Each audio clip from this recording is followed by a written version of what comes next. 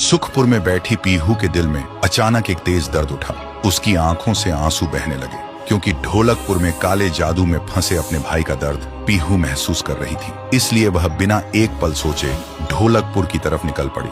तभी ढोलकपुर का आसमान अचानक काला पड़ने लगा, हवा तेज चलने लगी और एक तेज रोशनी के साथ 150 साल बाद पीहू ढोलकपुर में लौट आती है। लेकिन जैसे ही उसकी नजर सहूर पर पड़ती है, वह एक पल के लिए जम जाती है। उसकी आंखों से आंसू बहने लगते हैं और अगले ही पल उसके अंदर का दर्द गुस्से में बदल जाता है। भैया, भैया।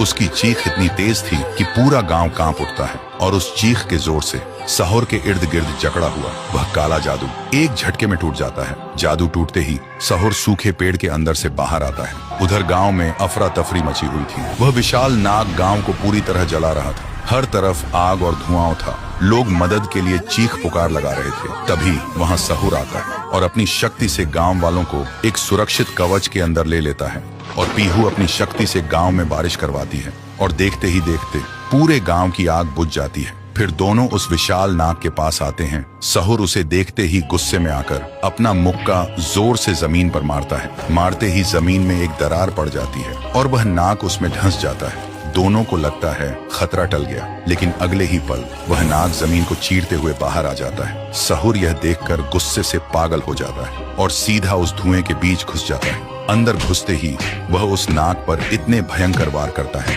कि वह विशाल नाग चीखते हुए आसमान में उछल जाता है और अगले ही पल धड़ाम से जमीन पर आ गिरता है। जमीन पर गिरते ही वह विशाल नाग अपने असली रूप में आता है और गिड़गिड़ाने लगता है, मुझे मत मार सहूर, हम दोनों एक ही हैं, मेरे अंदर तेरा खून है। तभी पीहू बोलती है, खून एक होने से कोई एक जैसा नहीं हो जाता। मेरे भाई के खून में रक्षा है और तेरे अंदर सिर्फ विनाश। यह कहते ही पीहू और सहूर एक साथ अपनी आंखों से रोशनी निकालते हैं और सीधा उस शैतान पर पड़ती है और देखते ही देखते एक पत्थर की मूर्ति में बदल जाता है। और तब से ढोलकपुर एक बार फिर से शांत हो चुका था। जिस पीहू को 150 साल पहले चोर की बहन कहकर गांव से निकाल दिया था, आज उसी पीहू को ढोलकपुर वालों ने अपना लिया था। अब पीहू बहुत खुश थी, क्योंकि आज उसे उसका घर वापस मिल चुका था। महाराज राय स्टार भी अब पूरी तरह ठीक हो चुके थे और वह फिर से अपने सिंहासन पर विराजमान थे और ढोलकपुर के लोग फिर से पूर्णिमा के दिन सहूर की याद में त्योहार मनाने लगे थे। तो दोस्तों, तांडव सीरीज यहीं पर पूरी होती है। अब इसका कोई अगला पार्ट नहीं आएगा, लेकिन अगर आप